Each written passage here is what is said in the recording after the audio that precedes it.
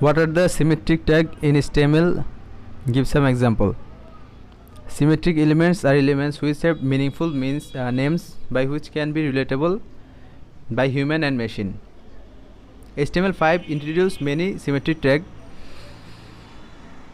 Symmetric tags can define to browser what the meaning of the page and tell us about its content. The clarity is also communicated with search engine, ensuring that right pages are delivered for the right queries. For example, header, footer, main, time, summary, section are the symmetric tag of HTML. The second question is from CSS. What is the flex layout? Difference between flex and grid layout. Flex is a flexible box layout. It is one-dimensional layout for orienting item in row and columns. Difference between flex and grid layout. Flex. It is one-dimensional layout for operating items in row and columns. Grid. It is two-dimensional layout for CSS, which can oriented row and column. Flex. Flex is a powerful method of lining and responsiveness. Grid. Grid is most powerful and easier way to change the position of an element. Flex. Flexbox cannot overlap elements. Grid. Grid is powerful when you define a large layout. The third question is from JavaScript. How does JavaScript work? First of all, we want to know JavaScript. What is JavaScript? JavaScript is a scripting language. It's allowed to implement some complex feature on the web page. JavaScript is a language that enables us to create dynamic control, updating content, animated image, and so on. JavaScript works in such a way. In a simple web page, we can write some JavaScript code. When the browser of the page, the browser has a built-in interpreter which reads the code and runs it. Main event loop work like a boss or guardian who can keep the good communication with his child or underworker. In event loop, it maintains good communication with call stack and callback queue.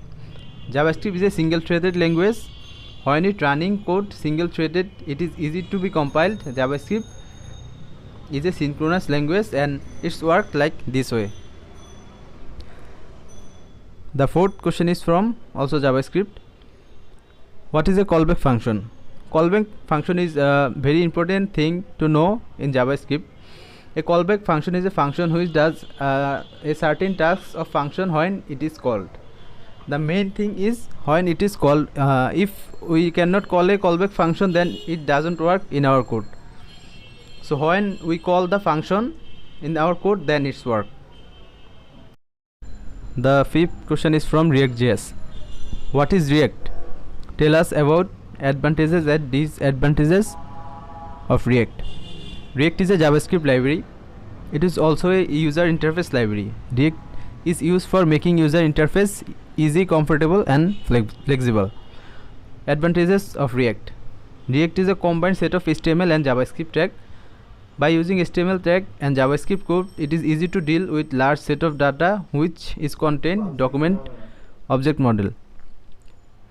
React.js became famous framework after using it Facebook. Basically, it is building an amazing interface where developer can take it easy and easily work with this. React tells one-way data binding. It means that anyone can track all the changes to any particular set of data. Disadvantages of React. Since the updating and environment continuously changing so fast, it is difficult to change or learn the method easily for newcomers or developers.